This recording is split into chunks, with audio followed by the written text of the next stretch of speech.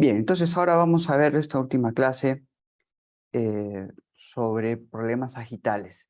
Eh, Hemos conversado que todos estos problemas suelen ser, eh, eh, se dan a la vez, ¿no? Un problema transversal, un problema vertical. Y que lo importante es ver por dónde se comienza, ¿no? Porque al fin y al cabo la idea es solucionar todos los problemas, ¿no? El doctor Lorenzo, como lo vimos al inicio, él habla de estas 5 dimensiones del tratamiento ortopédico dentofacial, ¿no? Sagital, vertical, transversal, el tiempo y la responsabilidad del paciente. Em, en el sílabus se habla solamente de 3 dimensiones o 3 problemas, ¿no? Le ponen ese término, problemas, pero ya hemos analizado el tema del tiempo y obviamente la responsabilidad del paciente, ¿no? Bien, vamos a ir viendo un poquito esto. Entonces, simplemente para recordar, cuando hablábamos del tiempo, y lo que significa, perdón, para nuestros pacientes, es el saber que en un paciente hay que estar, cuando hablamos de adelantamiento mandibular, como hemos hecho en la práctica, en el estadio 3 cervical, ¿no? El estadio 3 cervical. Y cuando vemos ese estadio, ya podemos decir que estamos en un pico de crecimiento y podemos trabajar a un paciente, ¿no? Entonces, en el estadio 3 cervical, siguiendo la nomenclatura que se usa, ¿no? Es donde realmente podemos determinar si un paciente está en el tiempo adecuado, ¿no? Y luego en el caso de protraer el maxilar superior, cuando vemos que un paciente tiene un maxilar pequeño, luego también ahí podemos ver que necesitamos estar antes del pico de crecimiento, ¿no? Entonces un estadio vertebral, cervical, ¿no? 1 o 2, que esto se traduce en 7 o 8 años, ¿no? Como ya hemos visto. Entonces, simplemente para recordar y lo que el doctor Lorenzo plantea, ¿no? Como ampliar, no romper esquemas, sino ampliar el esquema, ¿no? Esta diapositiva me pareció interesante. Al analizar un paciente, podemos también servirnos de nuestros dedos para ver cómo poder analizar al paciente. Es verdad, porque viéndole al perfil ya uno puede más o menos determinar si hay una buena relación maxilar y mandibular, ¿no? Pero bueno, puede servir este pequeño truquito, ¿no? Que parece simpático de hacer y muy fácil de realizar. Ok, vamos a ver ventajas del tratamiento temprano. ¿Qué ventajas tiene esto? O sea, ¿por qué lo hacemos? ¿No? Hay algunas que son muy evidentes y otras que ahora puntualizaremos, ¿no? Bien, vamos viendo. Entonces, tenemos mayor utilización del crecimiento esquelético, ¿no? Es verdad que si tenemos, como hemos recordado ahorita, tenemos opción de meternos un poquito, ¿no? Lo que hemos mencionado en esa ventanita del tiempo que nos da el crecimiento y desarrollo para poder detener o promover una alteración a nuestro favor, evidentemente, del crecimiento esquelético. Control en las 4 dimensiones, sagital, vertical, transversal y el tiempo, ¿no? Entonces, eso podemos nosotros realmente controlar, ¿no? Si hablamos de control, eso sí realmente podemos controlar, ¿no? Obviamente la colaboración, no, pues, ¿no? Eso ya está en nuestras manos. Ahí lo que sí podemos hacer es escoger bien a los pacientes. Un paciente que vemos que no nos va a colaborar, eh, a estar al tanto de eso, ¿no? Pero estas 4 dimensiones sí podemos, de alguna manera, directamente intervenir, ¿no? Ya la erupción durante la decisión de transición, ya lo hemos visto con la guía de erupción, guía de la oclusión, extracción seriada, los nombres que se le den, ¿no? Pero es algo que podemos intervenir. Preservar los espacios libres interdentarios, mantenedor del espacio, removible, fijo mejor, también ahí podemos intervenir. ¿Qué más? Se reduce extracciones dentales, que es lo que queremos evitar, ¿no? En algunos casos será inevitable porque el caso es muy serio, pero en otros casos sí lo podemos hacer. Mejorar armonía esquelética, es evidente, eso es lo que queremos. Para eso intervenimos, tomamos radiografía, analizamos, medimos todo lo que hacemos, ¿no? Resultados estables, por supuesto, para eso queremos que sea no es solamente hacer pues una finta, ¿no? Sino que sea estable. Impacto en el desarrollo psicosocial del paciente. Si hacemos que sea más armónico, obviamente va a haber una tranquilidad en el paciente, pues, ¿no? Es algo que es claro, ¿no? Prevenir fracturas de incisivos protruidos también, ¿no? Está relacionado una cosa a la otra, ¿no? ¿Qué más tenemos? Mejor colaboración a edades más tempranas. Esto relativamente, ¿no? Es claro que es un niño, al ser más pequeño, es más colaborador, pero no es una regla, ¿no? O sea, es simplemente como más o menos suele eso pasar, pero sabemos que a veces la realidad es muy distinta, ¿no? Diagnóstico diferencial para ver origen de maloclusiones clase 2. Y que cuando estamos hablando de alteraciones sagitales, vamos a ver clase 2 y clase 3, son las dos alteraciones que se ven en esta parte, ¿no? Pero vuelvo a repetir, un problema sagital incluye también un problema transversal y también vertical, todo va juntito, ¿no? Simplemente que lo dividimos para que sea por motivos didácticos, nada más. O sea, ese es el motivo, ¿no? Originada por protrusión maxilar, protrusión dentaria superior, retrusión mandibular, ¿no? Esos son el origen fundamentalmente de una clase 2, ¿no? Y que pueden estar o una sola, o dos, o las tres, ¿no? Y si estamos bien de las tres ya pues se complica más. Si podemos determinar cuál es la alteración o el desequilibrio en un paciente, va a ser más fácil tratar, pero hay que identificarlo. Bien, ¿qué más tenemos? Esto vimos cuando la semana pasada, ¿no? La región nasomaxilar verticalmente más larga. Entonces, ¿qué sucede en este caso? Si el plano palatino ha descendido, pasa dos cosas. Obviamente se puede abrir la mordida, como se ve aquí, y luego también que lleva consigo que a la mandíbula también gira siguiendo las agujas del reloj y obviamente se pone retruida, ¿no? Entonces es una retrusión mandibular producida por una región nasomaxilar y en este caso se mide la región nasomaxilar con el plano palatino en relación, como se ve acá, ¿no? Con una línea que pase por infraorbitaria. Entonces, al medir este punto con este punto, podemos determinar cuánto hay aquí, ¿no? Cuánto hay acá, cuánto es más o menos lo normal y cuánto más o menos ha descendido. A veces será fácil, sin necesidad de medir, ver claramente, ¿no? Entonces hay que fijarse en una clase 2, ver dónde está el problema, como hemos dicho, ¿no? Estamos viendo ahora por el tema de la región nasomaxilar y su alteración en relación al plano palatino y el plano orbicular. Y las consecuencias que tiene, ¿no? Como está muy bien acá señalado, al llevar la mandíbula hacia atrás y hacia abajo y por lo tanto retruida, mordida abierta, o sea, un problema vertical, un problema sagital producida por esta alteración, que es por un tema genético, ¿no? O sea, no hay otra explicación más.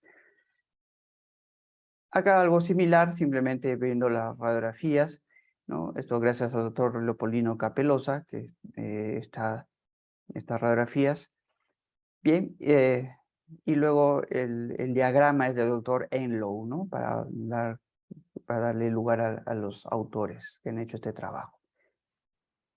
Rama mandibular más estrecha, también gracias al doctor Enlow, ¿no? Entonces, aquí el doctor Enlow grafica que cuando hay una mandíbula pequeña y que se puede traducir en este caso de la rama estrecha, también se va a producir esta discrepancia ósea entre el maxilar superior y el maxilar inferior, teniendo como consideración, depende del análisis de cada doctor, punto A, punto B, espina nasal anterior o mentón o gonion. Hay diversas maneras de ver esta relación, ¿no? Pero en cualquier caso, ¿no? Y hay otro, el doctor McNamara toma condilium, la espina nasal anterior, y condilium mentoniano, ¿no? Mentoniano. Bien, entonces hay diversas maneras de medirlo, depende del análisis cefalométrico que hace. Pero independientemente de eso, poder analizar si es estrecho o no la rama, ¿no? Viendo en la radiografía, ahora veremos algún ejemplo, será más fácil señalarlo. Maloclusión clase 2, división 1. La maloclusión más típica, la que está en un 35-40%, es la más, por decir, por la que se recurre más y que tiene una casuística amplia, ¿no? Acá en un estudio del doctor Mosey, ¿no? Un británico, identifica esta, como dice aquí, ¿no? Correlación entre padres e hijos de la maloclusión, ¿no? ¿Qué correlación, no?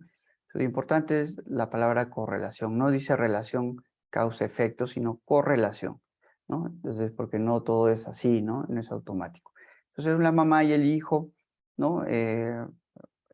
Salvando las edades, una estructura maxilomandibular muy similar, y que se va reflejando también en cómo se está posicionando las piezas.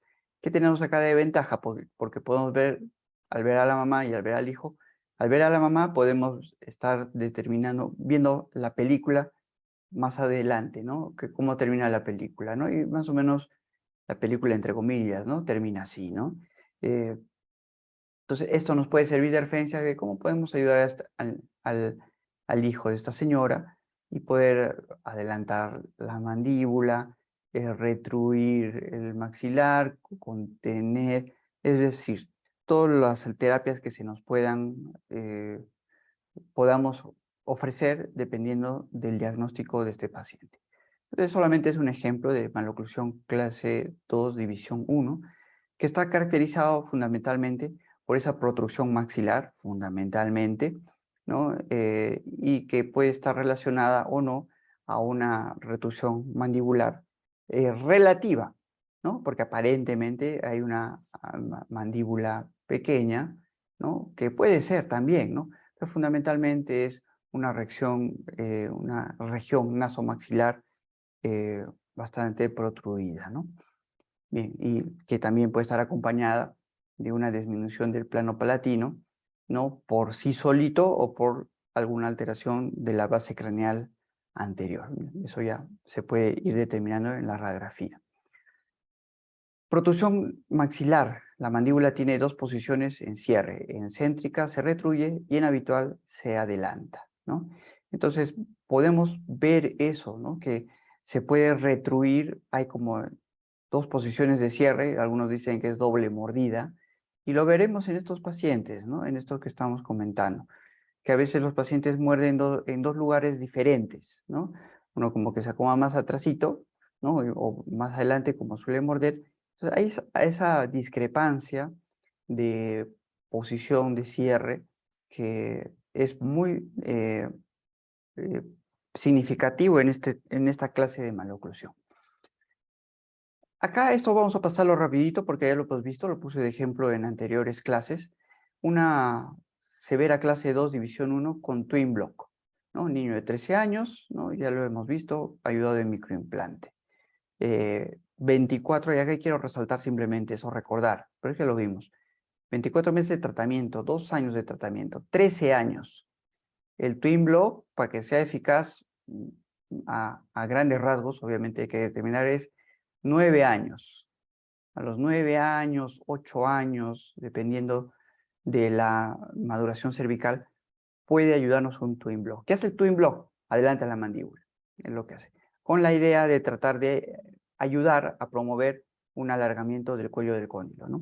Bien, entonces 13 años, lo ideal es 9 años, por eso usan un microimplante en este caso. Bien, acá está, este paciente ya lo vimos, simplemente recordar que es una clase 2, división 1 y el tratamiento que se le da, ¿no? 13 años, ¿no? Los modelitos, ¿no? Va claramente, ¿no? Esa protrusión, el twin block colocado, ¿no?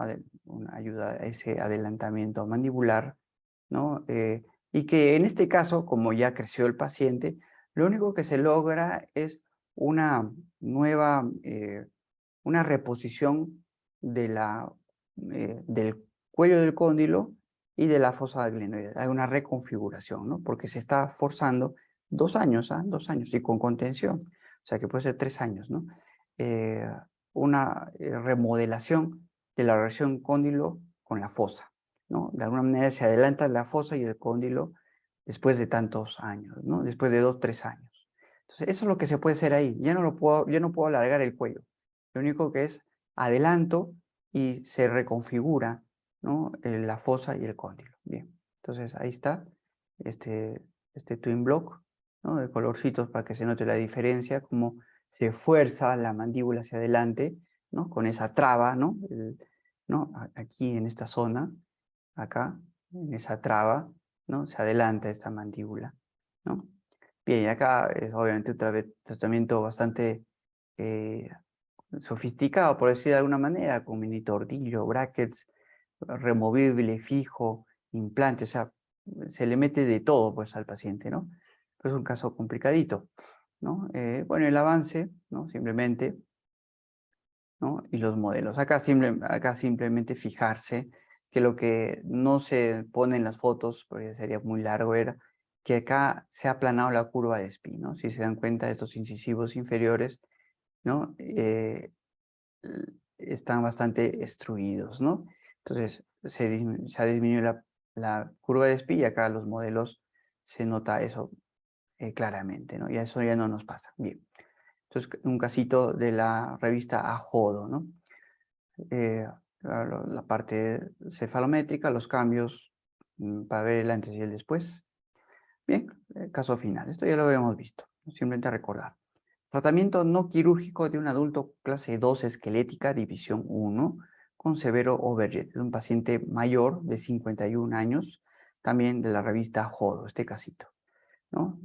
Vamos acá a esta señora, 51 años, clase 2, división 1, ¿no? El mentón, fíjense cómo está posicionado el mentón, ese overjet bastante aumentado, ¿no? Bastantes restauraciones amplias, ¿no?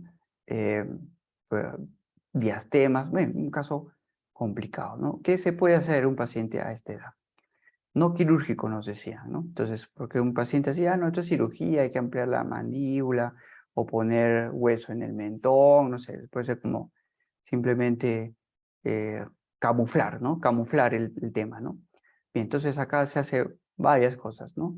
Aparatología fija, hay acá si se dan cuenta un gancho Adams, ¿no? ¿Y qué hace el gancho Adams ahí? ¿No? Este gancho Adams está conteniendo un plano de mordida que ayuda al paciente a morder de manera más adelantada, ¿no? Con la misma idea de remodelar, ¿no? La fosa del cóndilo y el cóndilo, ¿no? Y porque es un tratamiento largo. Entonces, como estos pacientes tienen una doble mordida, ¿no? Se van, retruyen, adelantan, dependiendo de, o sea, está ahí como la mandíbula no sabe qué hacer. Entonces acá se le ayuda y se pone una placa removible, ¿no? Si se dan cuenta acá no se ha puesto brackets en los premolares porque lo volaría, pues, ¿no? Obviamente.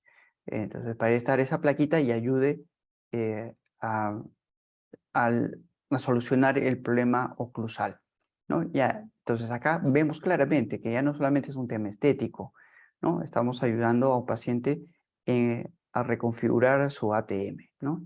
Entonces, es bastante elaborado, ¿no? Este tratamiento, ¿no? Se sigue avanzando, ¿no? Acá vemos que hay un problema también de Bolton, ¿no?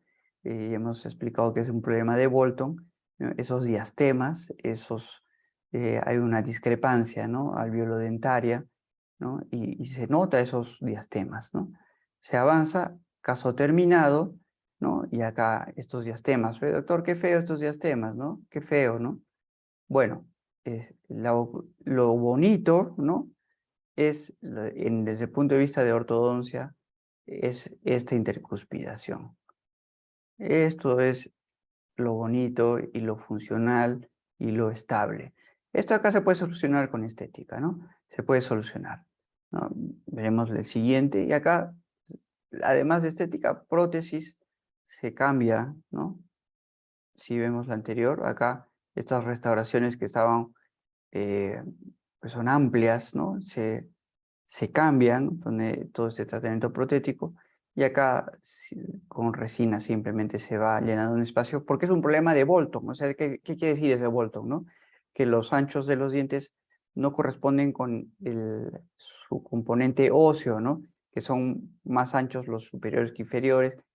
Hay cosas que no calzan, ¿no? Porque, bueno, así somos, ¿no? Y acá se soluciona, ¿no? Entonces, un problema de Bolton anterior, ¿no? Que se puede solucionar de esta manera, ¿no? Bien, entonces por eso hay que hacer el Bolton, ¿no? Clase 2, subdivisión 2. Este paciente mío también ya lo vimos. Nuevamente es un problema sagital, pero con un componente distinto. Ahora lo veremos, ¿no? Entonces, este es el componente, ¿no? Diferente. Esto yo lo puse como ejemplo para explicar la compensación de Solow, pero acá lo que estamos viendo es una clase 2, subdivisión 2. ¿Qué característica tiene? Fundamentalmente un maxilar inferior retruido por tamaño y que luego produce la retroinclinación de los incisivos superiores para compensar esa alteración ósea, ¿no? Y se da esta configuración, ¿no? Acá en este caso, el paciente sí tiene una buena intercuspiración, pero su problema está por acá, ¿no? Y obviamente esta mordida profunda, ¿no? Daña esta zona que puede producirse una retracción gingival, ¿no? Entonces, es un paciente, como ya no se puede hacer mucho, ¿no? Porque es en esta foto que le tomé, él tenía ya, si no mal no acuerdo, 22 o 23 años, ¿no? Ok, entonces aquí vemos una retrusión mandibular, una mandíbula muy pequeña, ¿no? Que es claro, y acá vemos, ¿no? Hasta en la radiografía se ve cómo están bastante verticalizados los incisivos, ¿no? Bien, acá también se nota, pues, muy pequeña esta mandíbula y que produce esta alteración. Una clase 2, subdivisión 2, típica de este caso, ¿no? Y luego que también lo típico de este caso, por esa pequeña mandíbula, es esta alteración de las ATM, ¿no? Si se dan cuenta, está aquí ok, pero acá no, ¿no? Está vis a vis, ¿no? Vis a vis, ¿no? Ahí está. Entonces, obviamente acá este paciente sí tenía un clic, ¿no? Estaba ahí, permanentemente estaba con eso que el disco pues estaba hacia adelante, hacia atrás, se capturaba, o sea, era todo un problema, ¿no? Bien, esas son las características de estos pacientes. Acá sí tienen una mordida, un cierre estable, pero su problema es que hay una fragilidad de las articulaciones y que se puede dañar periodontalmente la parte inferior de los incisivos, ¿no? Bien, simplemente mordida abierta, mordida cerrada, se ve esto que hemos explicado acá. Bien, tratamiento de la maloclusión clase 2. ¿Qué es lo que podemos realizar? Y ayuda mucho estas estrategias del doctor Moore, ¿no? En el maxilar superior, como una especie de resumen de lo que hemos conversado. Inhibir el crecimiento del maxilar superior, ¿no? Con tratamientos terapéuticos ortopédicos, con tratamientos ortopédicos. Distalar el maxilar también, ortopedia. Inhibir la mesialización eructiva de los dientes superiores, ortodoncia, removible, ¿no? Ligas, en fin. Ortopedia, ortodoncia, las dos cosas pueden hacerse. Distalizar la arcada dentaria superior, tratamiento fundamentalmente ortodóntico, ¿no? Y extracción terapéutica. Y como se dan cuenta, como siempre tiene lo ponemos al final, ¿no? Porque primero hay que hacer lo demás y no pensar primero ortodoncia. Creo que hay que sacarse el chip, ¿no? Porque es lo más llamativo, ¿no? Extraer, ortodoncia es extraer, ¿no? O sea, no se puede tratar ortopedia, distalizar, mesializar, inhibir, ¿no? Y luego ya, pues si no queda otra, extraer, ¿no? muro en el maxilar inferior que dice, estimular el crecimiento del maxilar inferior, ya lo hemos mencionado, y vuelvo a repetir, esto es muy cuestionable, muy debatible, ¿no? Y que eso lo hace interesante, bonito. Adelantar la mandíbula, ¿no? Ya si no hay crecimiento, producimos una remodelación de la fosa del cóndilo, como hemos dicho en este caso, del twin block, ¿no? De un paciente que pasó el pico de crecimiento.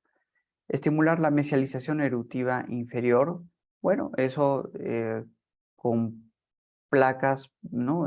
Planos, desgastando acrílico, podemos realizar este tipo de ayuda que es mínima, pero también se puede lograr, ¿no? Mesializar los dientes inferiores también puede ser una alternativa para algún tratamiento en algunos casos, ¿no? Eh, extraer y mesializar molares también puede ser una alternativa, ¿no? Ok, entonces, tratamiento temprano, ¿no? La idea es que en una clase 2 hay estos dos componentes, esquelética, dentoalveolar, una está relacionada a la otra, dependiendo de la edad, podemos intervenir en una parte esquelética y que nos puede ayudar a solucionar un problema dentoalveolar, ¿no? Y obviamente en algunos casos podemos ayudar a la parte esquelética apoyándonos en los dientes, obviamente, ¿no? Cuando es un niño más pequeño. Y si es un niño que ya pasó el pico de crecimiento, es solamente esquelético, ¿no? Acá, ¿no? Una clase 2, ahora veremos que es una pseudo clase 2 dentro del alveolar, ¿no? Que podemos corregir, ¿no? Y una esquelética que claramente el problema no son los dientes, porque tenemos hasta diastemas, sino de la parte ósea, ¿no? Pseudoclase 2, maloclusión es de origen dentaria y no ósea, ¿no? Entonces, Beto, esa terminología a veces se usa, eh, hay, depende de los autores, ¿no? Pero acá me sigo en esto, ¿no? Porque de alguna manera, como una clase 2 seria, seria, es ósea, ¿no? Entonces, eso es lo que se quiere decir, ¿no? Lo mismo, ¿no? Esto de acá podemos, puede ser un problema de Bolton, simplemente, ¿no? Ha habido una pieza dentaria que se perdió el espacio, ¿no? No se tuvo el cuidado de poner un mantenedor y se produjo una clase 2, ¿no? Y que, bueno, entre comillas, no es el que el problema sea que haya una clase 2 dentaria, sino que haya un buen equilibrio, ¿no? Una buena intercuspidación. Y bueno, acá se ve que falta espacio, no hay una buena intercuspidación, obviamente, pero se puede corregir, ¿no? Bien, ¿qué más tenemos? Protocolo de tratamiento temprano. Vamos viendo unos casitos, ¿no? Una niña con una protrusión alveolo-dentaria muy marcada, que podemos hacer, ¿no? Y que luego puede estar unida a una deficiencia mandibular. Entonces, las dos cosas, ¿no? Fotos intraorales, ¿no? Esa marcada vestibularización, no me atrevería a decir mordida abierta, ¿no? Porque no parecía que no fuera el caso, sino una protrusión alveolo-dentaria, ¿no? Puede tener algún componente de una interposición lingual, pero eso ya se verá en cada caso. En la panorámica, segundos molares temporarios tenemos que ver en estos casos para tratar si los segundos molares temporarios tienen suficiente raíz para soportar un aparato de anclaje, ¿no? Unas bandas, ¿no? Entonces vemos que aquí sí, sí realmente podemos hacer algo, ¿no? Todavía hay estas raícitas que todavía no están reabsorbidas, que se reabsorberán obviamente, pero nos da un poco de tiempo, ¿no? No podemos poner banda en el molar permanente porque todavía no erupcionó del todo y todavía su raíz no está formada, ¿no? Ok, entonces los segundos molares temporales deben ser separados y embandados, ya es como se hace este trabajo con estas liguitas, pasa 2, 3 días, se separa, se pone las bandas, ¿no? Que como yo les he explicado, se puede confeccionar y soldar un tubo, ¿no? Yo personalmente uso un kit con bandas ya prefabricadas y soldadas, me parece muy útil ¿no? Y me ahorra un paso más, ¿no? Una cita menos, ¿no? Que es tiempo, ¿no? Un kit de bandas creo que me cuesta 500 soles, ¿no? Pero lo vale mucho, ¿no? Porque son varias, es un día de sillón menos, ¿no? Un día menos. Y así los tratamientos se hacen más breves y tienes la opción de probar uno, otro, y es mucho más preciso en el paciente mismo, ¿no? Bien, es muy útil, la verdad. Bien, se ponen las bandas, ¿no? Y se pone un aparato expansor tipo HAS modificado para HERPS, ¿no? Y ahora explicaremos un poquito qué es todo esto, ¿no? En la fase activa de expansión, en este caso, se activa 2 cuartos de vuelta por la mañana y 2 cuartos de vuelta por la noche durante 7 días. Entonces acá, este aparato de HAS, ¿no? Que está compuesto, pues, ¿no? De estas, en este caso, en algunos casos ponen 4 bandas, o en este caso solamente son bracitos soldados que se apoyan aquí y que está reforzado con este alambre por vestibular y este tornillo expansor, este aparato expansor, ¿no? Entonces, esto es el aparatito de Haas y que, como dice aquí, ¿no? Está modificado para HERPS. ¿Qué cosa es el HERPS? ¿No? Ahora lo veremos. Es un dispositivo de adelantamiento mandibular fijo, ¿no? El Twin Block adelantaba la mandíbula, pero era removible. El HERPS, que es muy usado, adelanta la mandíbula con un dispositivo fijo, ¿no? Entonces, si se dan cuenta, aquí hay como ¿no? Una especie de ganchito, acá no sale muy bien, y acá está su otro ganchito, ¿no? Entonces acá va unido pues un vástago y adelante a la mandíbula de manera fija, ¿no? Y a la vez se está resolviendo el problema transversal. El anclaje inferior consistió en un arco de Nance modificado para HERPS, ¿no? Estas son diferentes maneras de hacerlo, ¿no? Entonces, la confección del HERPS, ¿no? Para poder hacer este tratamiento en el superior y en el inferior, ¿no? Bandas y estos pequeños como botones, no sé cómo se puede denominar, vástagos o, ¿no? Como un clip, ¿no? Un gancho, ¿no? Bien, que ayuda a adelantar esa mandíbula en un paciente fijo, ¿no? Entonces acá te quitas pues la variable colaboración del paciente. Lo que sí es un tratamiento que puede salirse el HERPS, se puede despegar, de hecho sí, varios casos se despegan, porque claro, es algo que está haciendo fuerza, no está pasivo ahí, ¿no? O sea, recibe fuerza, ¿no? Eh, aunque sea un paciente pequeño, hay fuerza ahí, ¿no? Esa fuerza muscular se transmite, ¿no? Entonces puede haber ese riesgo, pero bueno, es algo razonablemente entendible de superar, ¿no? Eh, Instalación del aparato de HERPS, ¿no? Ahí está, se adelanta la mandíbula para ayudar a hacer, entre comillas, ese crecimiento de la mandíbula, ¿no? Que no es que crezca, ¿no? Simplemente se estira ligeramente un poquito el cuello, ¿no? Como hemos dicho repetidas veces. Bien, un caso 2, paciente preadolescente clase 2, ¿no? ¿No? Es decir, ¿qué quiere decir? Que todavía no está no ha pasado, ¿no? La, el, el pico de crecimiento, ¿no?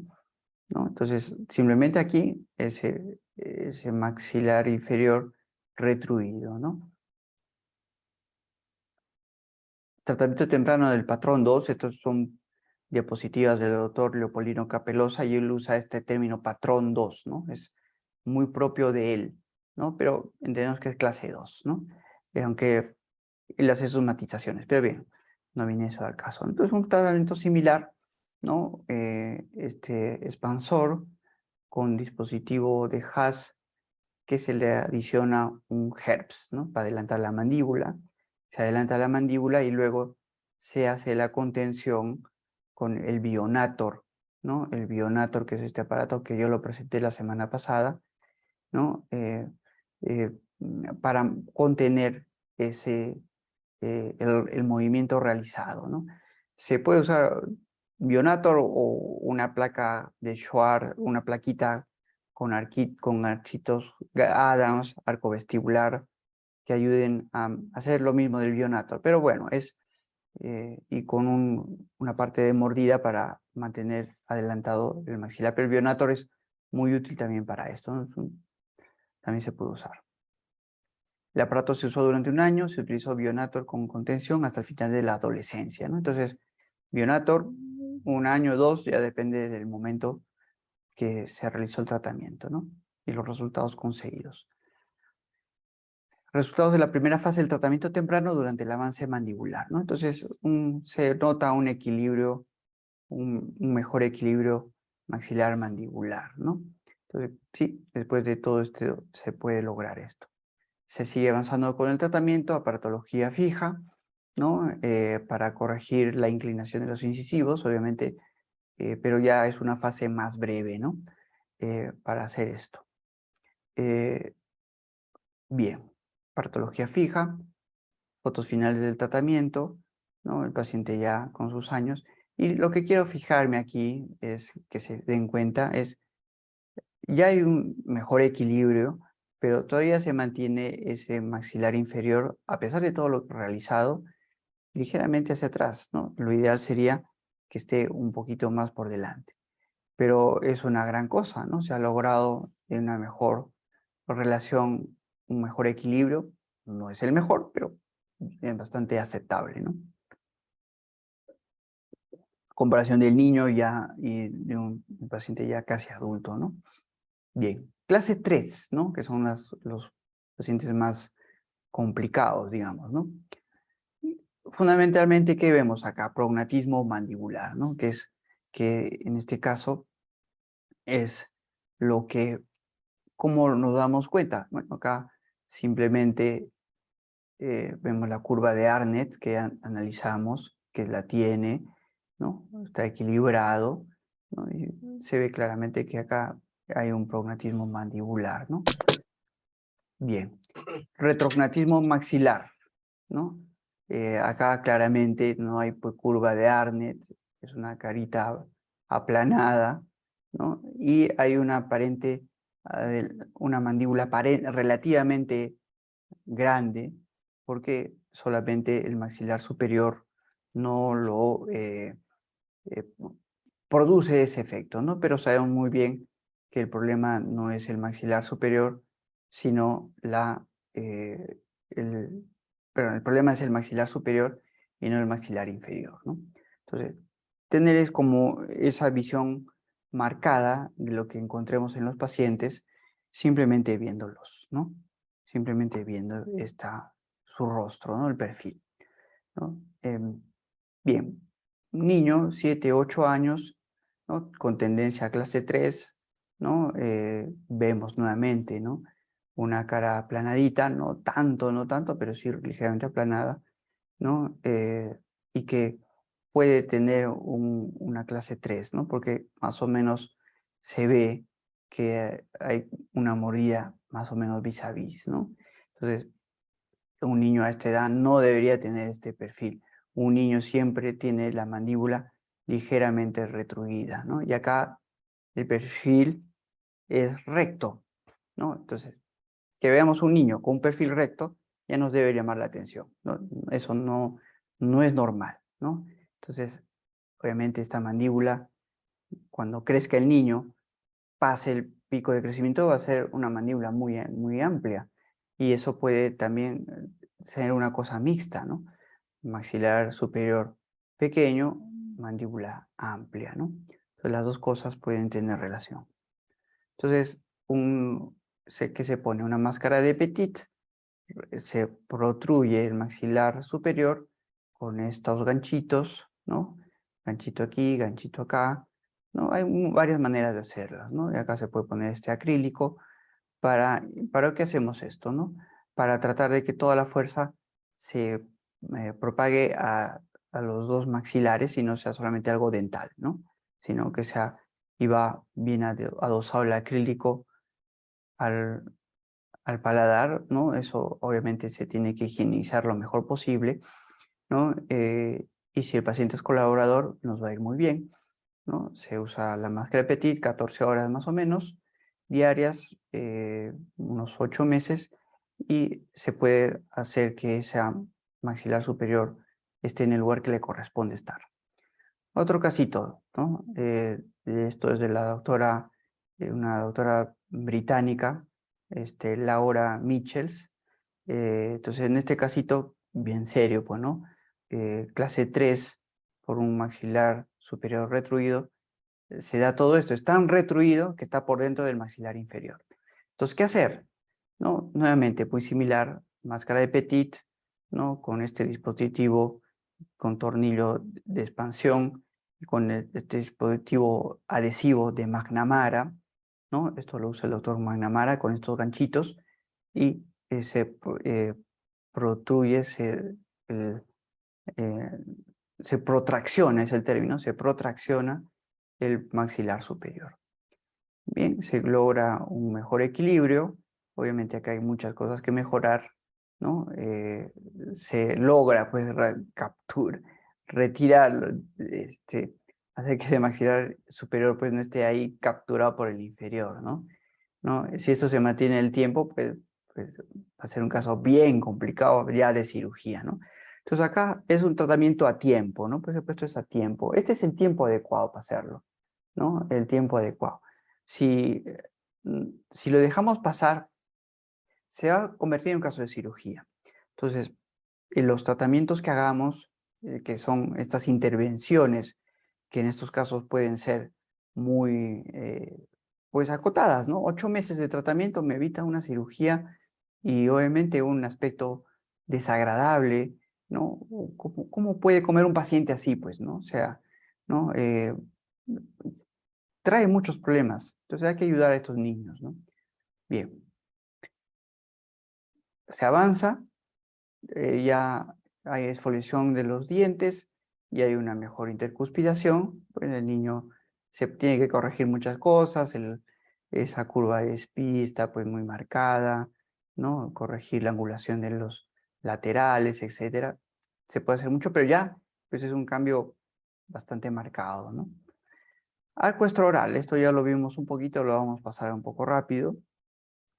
Tiene estos dos componentes para corregir, tanto para protraer el maxilar, para intruir, ¿no? Para distalizar, ¿no? Pues, hay varias maneras de poder trabajar con este arco extraoral, ¿no? Acá está, ¿no? Distalizar, extruir, intruir molares, anclaje, expansión, compresión del molar, inhibición del crecimiento esquelético del maxilar superior. Se puede hacer muchas cosas, ¿no?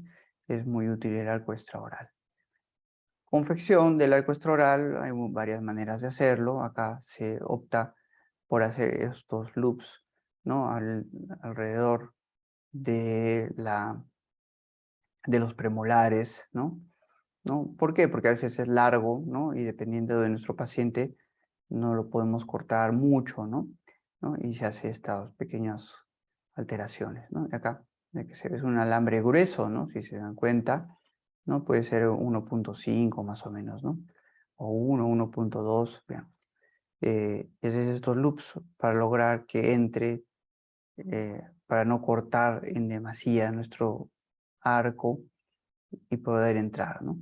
Acá simplemente el ejemplo se pone en brackets, ¿no? Pero fundamentalmente va, como hemos visto, en dispositivos fijos que van en bandados, ¿no? De un lado y de otro, ¿no? Y que pueden servir también para abrir la sutura palatina, ¿no? Esto ya lo hemos visto, otra manera de hacerlo, ahí están las banditas, ¿no? Y que se apoyan en los molares, ¿no? Y a mi modo de ver, pues esto de acá tiene que ir también con otras bandas, ¿no? Mejor asegurarse. ¿Qué pasa si se te despega esta banda? Ya fue ya el tratamiento, no pues, ¿no? Entonces acá que esté reforzado, ¿no? Que esté reforzado, ¿no? Tener mayor seguro para que esta banda no se despegue. Se puede despegar, obviamente, ¿no? Pero si tiene todo esto acá, da mayor resistencia, ¿no? Bien. Este arco vestibular va unido a estos cabestrillos, a estos dispositivos para poder realizar estos diversos tratamientos, ¿no? Cuando el tirón es tirón bajo, ¿no? O cervical, ¿no? Inhibe el movimiento hacia adelante del maxilar, ¿no? Entonces, si nos damos cuenta que un paciente va a ser clase 2 por protrusión maxilar, si lo agarro antes del pico de crecimiento, es mucho mejor antes del pico de crecimiento, mantengo el maxilar superior en su lugar y evito que se marque más esa protrusión maxilar. Puede aumentar la dimensión vertical al destruir los dientes posteriores. ¿Cuándo nos puede convenir hacer este tirón bajo? Cuando tenemos un paciente que tiene la cara achatada, ¿no? Que es muy braquifacial, ¿no? Cuando está muy aplanada la cara, y sí nos conviene abrir un poco la mordida, ¿no? Porque va a hacer que la cara no sea tan chata, ¿no? Y puede ayudarnos a hacer que se aumente la dimensión vertical, destruyendo los posteriores, ¿no? Más o menos ahí la angulación para obviamente tener un manejo del plano oclusal, compensar, pues, ¿no? Pero si lo ponemos muy arriba, muy abajo, puede dar una alteración. Entonces, ese juego de 15 a 20 grados permite que sea un movimiento estable y no lo movamos más de lo debido, ¿no? Bien, pero se da esto de manera natural al tener este dispositivo, ¿no? Tirón alto, esto ya lo vimos la semana pasada, distalización y al mismo tiempo intrusión del primer molar, ¿no? Cuando hay una mordida abierta, ¿no? Entonces se usa esto, se intruye molar y nos ayuda a cerrar esas mordidas abiertas en niños, ¿no? Bien, acá simplemente graficando, ¿no? Se usa una fuerza de 300 gramos por lado que se mide con estos dinamómetros, ahí ya me acordaba el nombre, me preguntaron la semana pasada, dinamómetro, dice la Casa Morelli la llama tensiómetro, ¿no? Pero mejor creo que es dinamómetro, ¿no? 300 gramos por lado. Acá simplemente ver que esto, aunque está de gris, ¿no? Esta es una liga, ¿no? Esto es liga, ¿no? Los dibujantes no lo han puesto de otro colorcito, ¿no? Entonces, para que quede claro, esta es una liga, ¿no? Extraoral, que tiene que tener esa fuerza y se cambia todos los días. Todos los días se cambia la liga, ¿no? No es que la liga siempre sea la misma, no. Todos los días se cambia la del lado derecho y el lado izquierdo, porque pierde fuerza. Entonces, ¿qué se produce cuando se coloca en esta posición como una parte intermedia, ¿no? Este cabestrillo, ¿no? Se produce una intrusión y luego también se gira, ¿no? Hay un giro distal del molar, ¿no? Aquí se ve, ¿no? La raíz se va hacia distal y la corona hacia mesial. Entonces, dependiendo del caso, dependiendo de qué es lo que tengamos, si es una protrusión, si no es protrusión, si hay apiñamiento, no hay apiñamiento, vamos a poder usar este modo o este otro modo más hacia eh, la más hacia posterior, ¿no? Más posterior, podemos producir esto, ¿no? Se mueve, se intruye, sí, pero la corona va hacia distal, la raíz va hacia mesial. Entonces depende del caso, ¿no? Depende de lo que podamos conseguir y del momento que utilicemos estos aparatos. Y obviamente analizando en nuestra radiografía panorámica cómo están las piezas aquí, si el segundo molar todavía está bien formado o no está bien formado. Entonces hay estas variaciones de cómo usar estos cabestrillos dependiendo del caso, ¿no? Bien, entonces acá una zona intermedia, una zona más posterior de tirón alto. Los dos son de tirón alto, sino una zona más anterior y una zona más posterior, dependiendo de lo que queramos hacer, dependiendo del paciente que tengamos. Y eso es el análisis de cada caso, ¿no? Bien, entonces ahí tenemos esto, ¿no? Y obviamente fundamentalmente es ver cómo podemos afectar menos al segundo molar. Entonces, fundamentalmente es eso. ¿Cómo está mi segundo molar? ¿Qué es lo que tengo que lograr hacer? Si lo mantengo ahí, si, si está puesto, dependiendo de la angulación de cómo está, también usaré una zona más intermedia, una zona más posterior. Tirón recto, tracción recta hacia atrás, primer molar hacia distal. Simplemente acá es distalizar, ¿no? Distalizar, ¿no? Es un tratamiento que usa instrumentos ortopédicos para realizar un tratamiento ortodóntico, ¿no? Que se puede hacer de muchas maneras. Pero acá un ejemplo de usar este dispositivo que combina, ¿no? Uno de tirón alto, uno de tirón bajo para producir esta línea de trabajo recta hacia atrás, ¿no? Bien. Luego también se puede usar este dispositivo que se llama de Interlandi, ¿no? Este cabestrillo, ¿no? Este cabestrillo de aquí se llama de Interlandi, ¿no? Que hace lo mismo, ¿no? Porque tiene esta angulación. Ya depende de lo que uno tenga en el mercado, si encuentra el Interlandi, ¿no? O encuentra estos, ¿no? Ya depende, ¿no? Pero hace lo mismo, hace el mismo movimiento. Bien. Corrección del plano canteado, ya lo habíamos visto la semana pasada también, me parece recordar, ¿no? Con esta diapositiva, pero para cerrar la mordida, ¿no? Si podemos cerrar la mordida, ¿no? Cambiando el plano canteado en un paciente joven, ¿no? Acá simplemente resalto que los gráficos lo ponen como aparatología fija, ¿no? Pero esto se da fundamentalmente, y obviamente dentición permanente, pero esto tiene eficacia todavía en niños pequeños, ¿no? Entonces acá el que hizo este gráfico debe ponernos dientes temporales, pues, ¿no? Pero bueno, eh, hecha la aclaración, para que quede clara la idea, si alguien quiere corregir un plano canteado, va a ser eficaz en un niño pequeño, considerando que se apoya en un primer molar, en el segundo molar temporario, que todavía tiene un poquito de raíz, y podemos ayudar a corregir una mordida abierta corrigiendo el plano canteado. Si ese es el problema, obviamente, ¿no? Bien. Fuerzas y tiempo, esto ya lo hemos conversado un poquito. 200 a 300 gramos por lado, ¿no? Para mover dientes. Y si es un aparato ortopédico, para corregir una parte ósea, un poco más, 500 gramos. Y 14 horas por día, ¿no? En un lado y en el otro, cambiando las ligas diariamente. Bien. Desventajas, cooperación del paciente, ya lo hemos mencionado. El uso prolongado puede retardar la erupción del segundo molar, ahí está, ¿no? Y conducir a su impactación. Entonces, hay que ver, pues, ¿no? ¿Qué es lo que conviene más? Vamos a corregir un problema óseo y probablemente el segundo molar nos salga un poco fauleado, ¿no? Entonces, ¿qué compensa más? O sea, eh, lo podemos hacer retardar, se puede impactar, pero ver pues los beneficios, las desventajas, ¿no? Qué es lo que nos pueda convenir, ¿no? Dispositivos para adelantar la mandíbula, ya hemos visto algunos. Vamos a explicar un poquito este dispositivo péndulo, ¿no? Que esto es del año 98, me parece que sale, ¿no? Y es que ¿cómo es este dispositivo, no? Una plaquita de acrílico, ¿no? Con estos resortes que nos ayudan a distalizar, ¿no? Y que puede estar unido a bandas, ¿no? Eh, y que más o menos es así, ¿no? Esto es lo interesante, es que se usa un alambre que no es acero, se llama TMA, que es un alambre que combina, que es más o menos elástico, ¿no?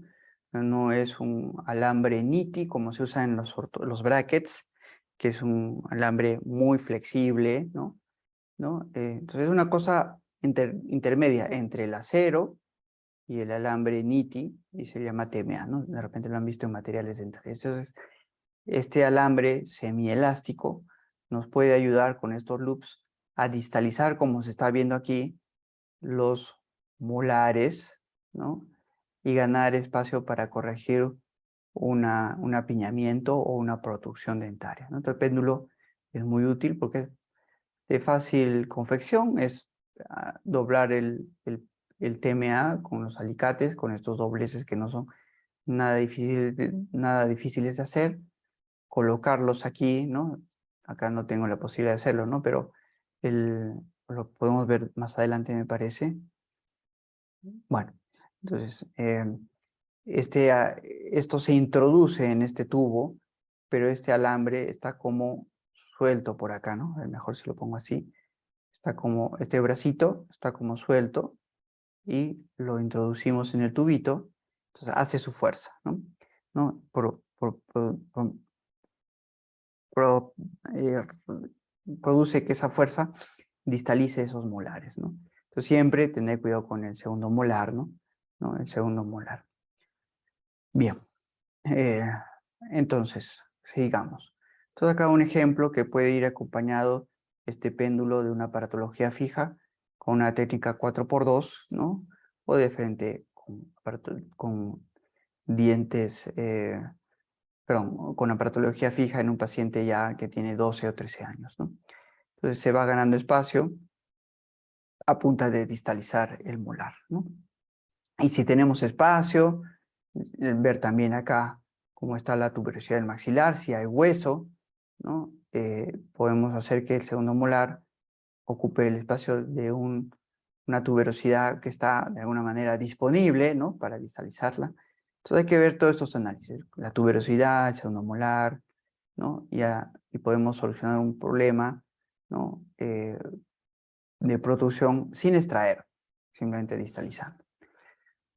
Riesgo de ese trabajo, abrir la mordida, ¿no? Abrir la mordida, ¿no? Entonces hay que tener en cuenta eso.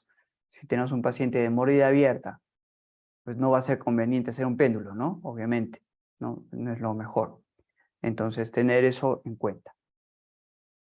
El HERPS ya lo hemos visto, simplemente acá diversas maneras de hacerlo. Algunos lo hacen con esta férula, ¿no? Se une la férula, ¿no? A los bracitos del los vástagos, ¿no? Y acá se ve que es un instrumento telescópico, ¿no? Acá está abierto, ¿no?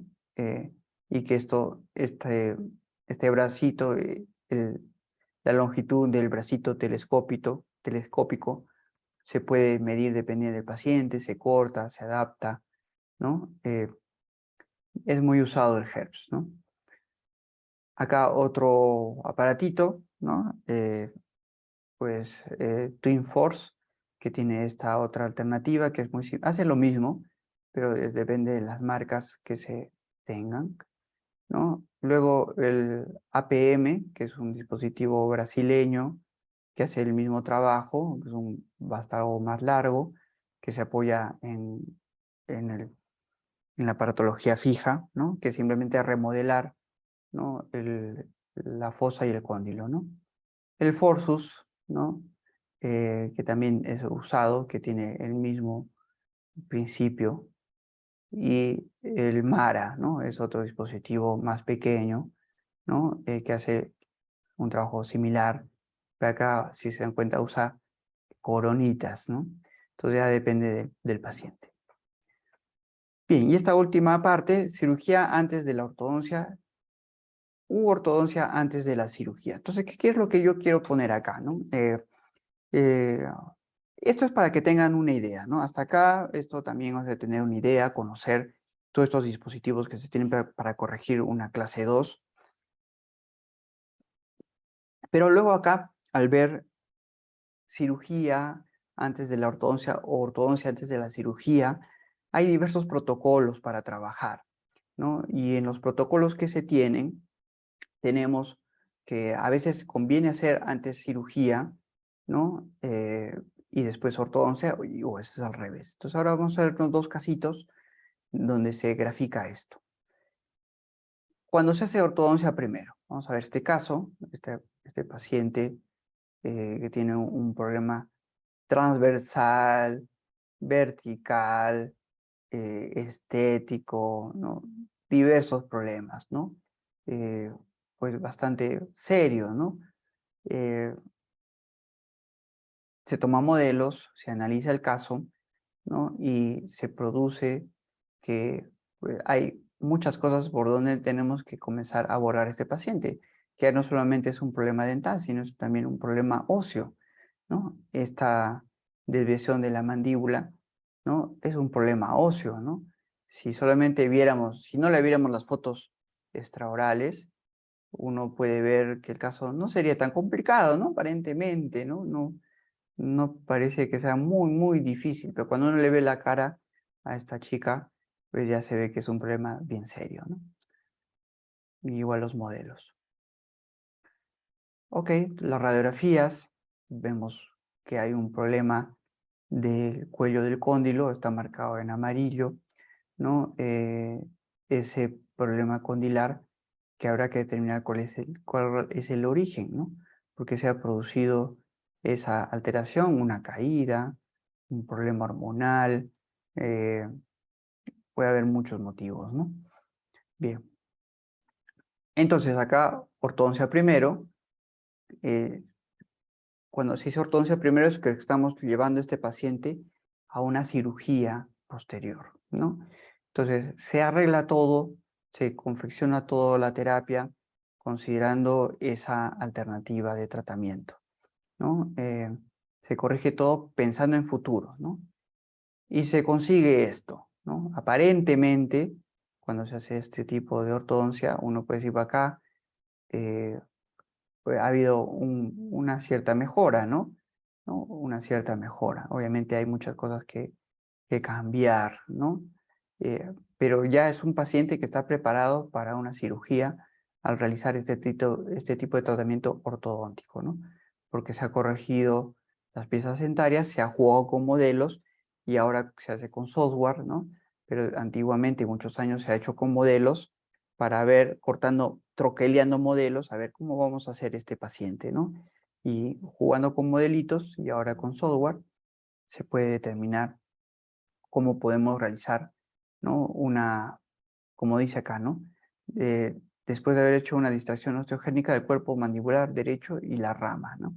Entonces, podemos realizar este tipo de tratamientos que son largos, ¿no? Son largos, pero es un caso bien serio, ¿no? Entonces, acá vemos lo que se ha realizado.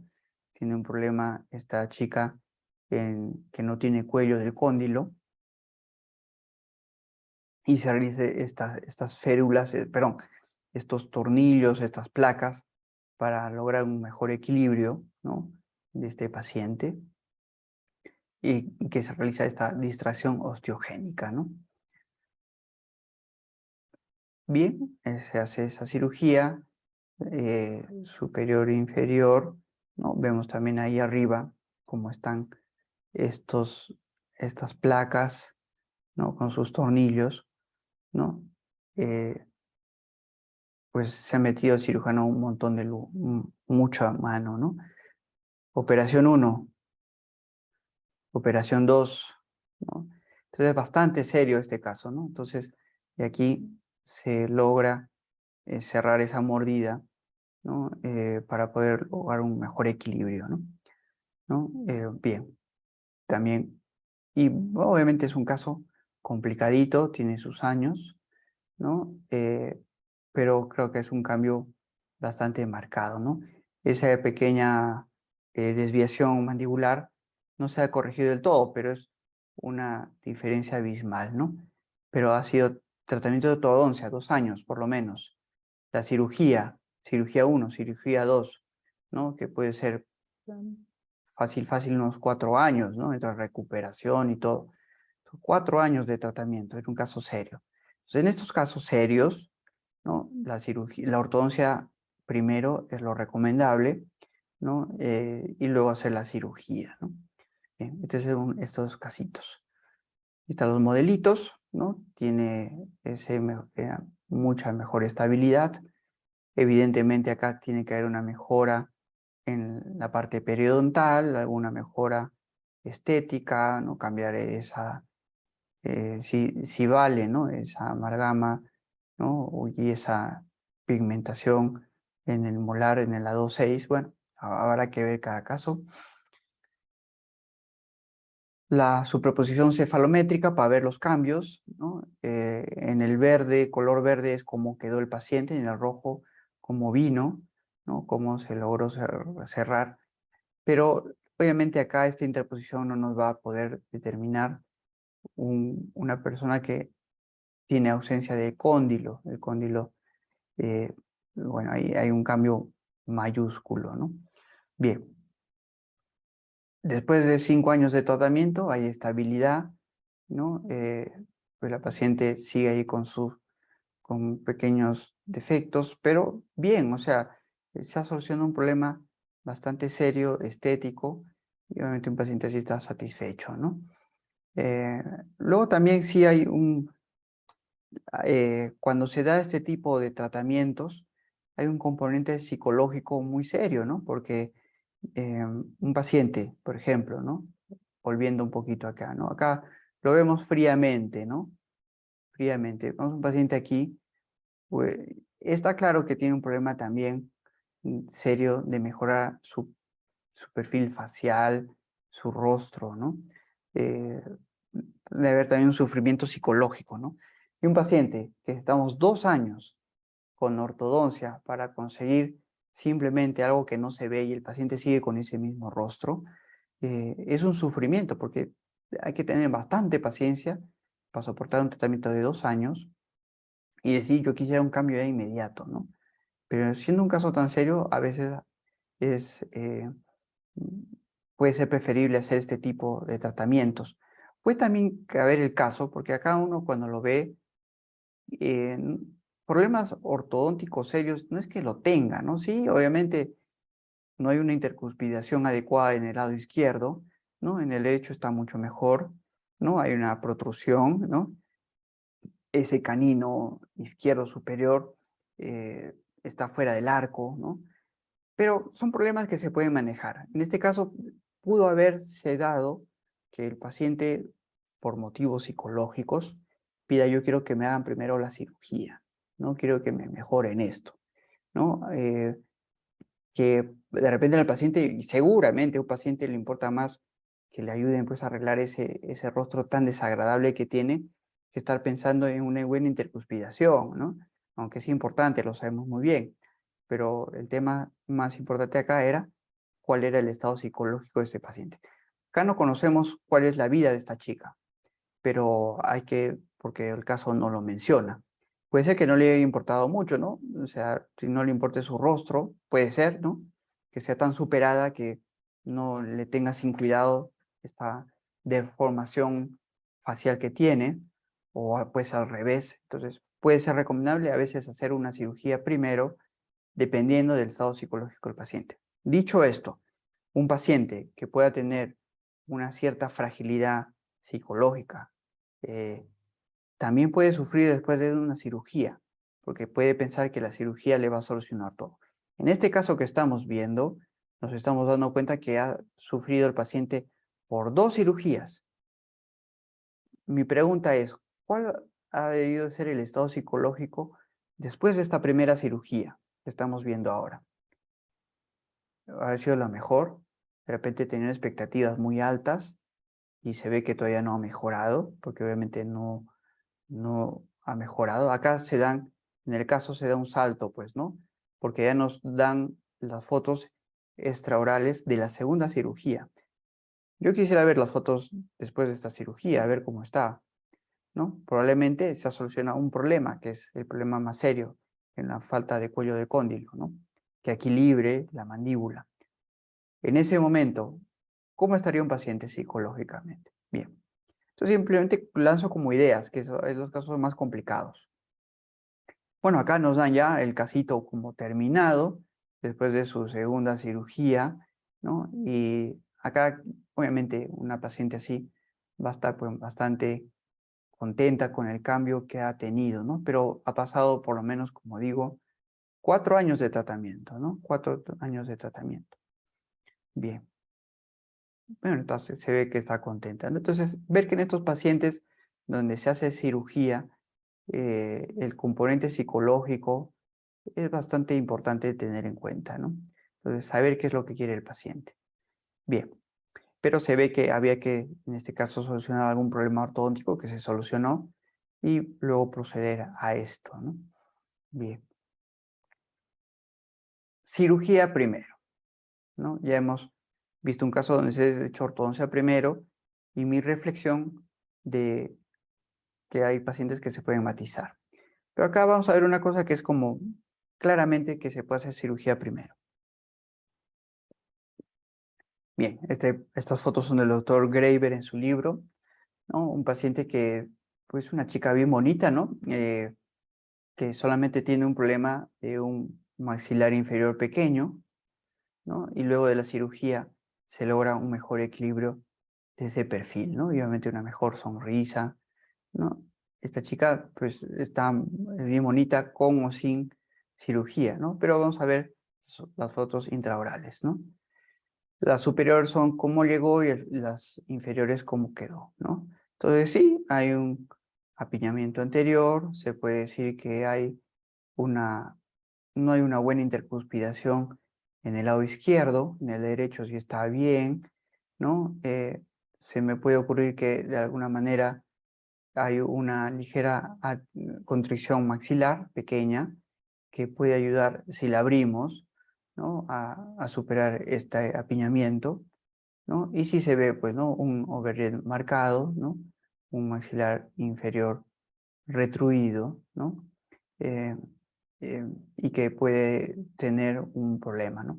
Acá, obviamente, es bien difícil medir el overjet overbite, ¿no? Porque vemos un incisivo que está vestibularizado, el otro no. O sea, si medimos aquí, podemos determinar que hay mordida profunda, ¿no? Pero si medimos acá, ¿no? No hay mordida profunda y hay overjet marcado. Entonces, a veces no todo es tan sencillo de medir, ¿no?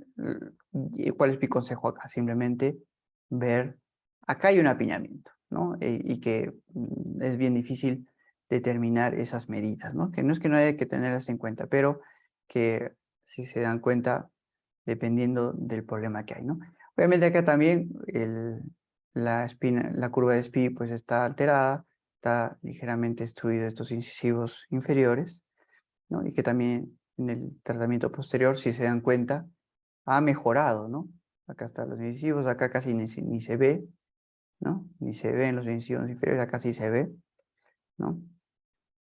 Bien, se ha mejorado la intercuspidación, ¿no? ¿No? Aquí también, ¿no? Bueno, acá estaba bien, ¿no? No había que corregir. Y acá sí se ve, pues, las huellas de la cirugía, pues, ¿no? Que le han realizado en el maxilar inferior, ¿no? ¿No? Bien.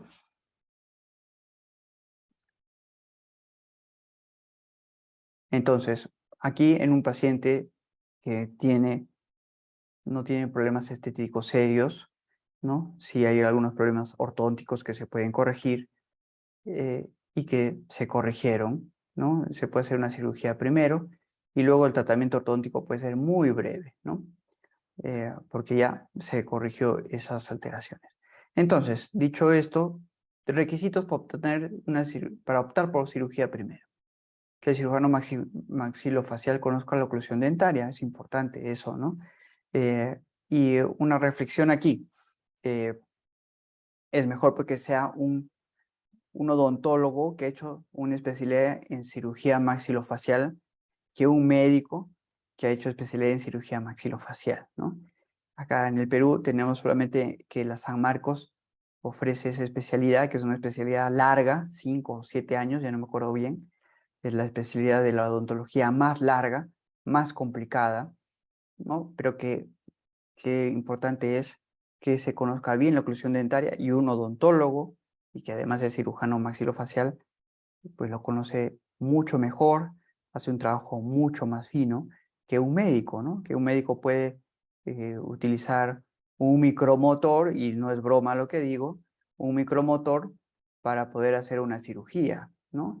Eh, entonces es mejor un odontólogo, ¿no? Reconocer los límites de la ortodoncia, ¿no? Tener eso en cuenta, nosotros y el cirujano. Hay cosas que podemos hacer, cosas que no podemos hacer, y creo que en todas estas clases de ortodoncia hemos explicado un poquito eso. Consentimiento informado creo que en cualquier cirugía se hace esto, ¿no? ¿No? Apiñamiento leve, ¿no? Ya hemos visto este ejemplo, ¿no? Cuando se hace cirugía primero, ¿no? Que ya va por otro lado, ¿no? Ya no es solamente un tema ortodóntico que puede haber, ¿no? Me puede interesar, a un paciente le puede interesar a esta chica, pues, que estamos viendo. No le podemos preguntar ahora, ¿no? Pero ¿por qué te has hecho una cirugía, ¿no? ¿No? Si estaba bien, ¿no? A menos que esté postulando a ser modelo, ¿no? Bien. Apiñamiento leve, ¿no? Discrepancia transversal mínima, ¿no? Curva de Spee leve o moderada. Dientes anteriores levemente proinclinados o retroinclinados. Entonces, si nos damos cuenta, son en pacientes donde el problema ortodóntico no es tan marcado y que puede haber un problema óseo, que sí, que lo hay, ¿no? O sea, esta chica tiene un problema óseo, sí, claro, o sea, sí lo tiene, pero costo-beneficio, ¿vale la pena? Puede ser que para ella sí, ¿no? Le parezca lo mejor, que hay unos estándares, que es joven, ¿no? Lo puede hacer, y lo hace, ¿no? Y mejora su estética, ¿no? Y claro, ha habido una mejora clara, obviamente, ¿no? Ha habido una mejora clara. ¿Pudo haberse arreglado solamente con ortodoncia? Sí, y quedar así. Bueno, de repente me hubiera gustado. Pero en este caso concreto, él optó primero por la cirugía y luego hacer un tratamiento ortodóntico. Bien, entonces, en casos sencillos se realiza este tipo de alternativas de tratamiento, ¿no? Bien, creo que estas son la última. Allá, y al menos 3 stoppers oclusales estables entre los arcos superiores e inferiores. Bueno, esto ya está como de más, o sea, si un paciente tiene estos problemas ortónticos mínimos, stoppers, ¿no? Estos puntos oclusales van a existir, ¿no? No van a, es claro que va a haber, ¿no? Tendría que ser si es una mordida abierta, bueno, ahí obviamente puede darse el tratamiento al revés, primero ortodoncia, u ortopedia, ¿no? Y luego de una cirugía, ¿no? Muy bien, este es el fin del curso. No sé si tienen alguna pregunta de todo esto que hemos visto.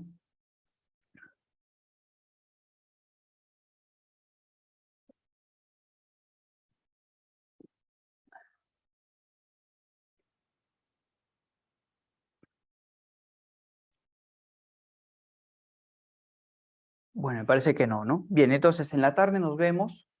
Vamos a hacer un arco de Eschler.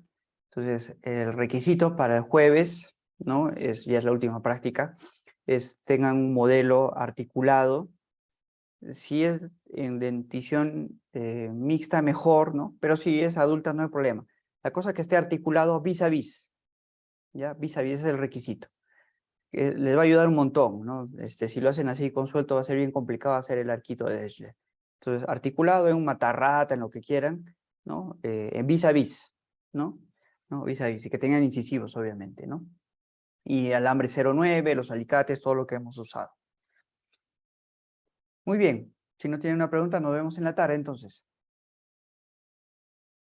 Doctor, disculpe, entonces al propósito nosotros lo volvemos vis a vis. Sí, a propósito, sí. Vis a vis a propósito, aunque no sea vis a propósito, no que sea un paciente vis a vis, sino a propósito los dos modelos, tipo DON, lo que quieras, pero vis a vis.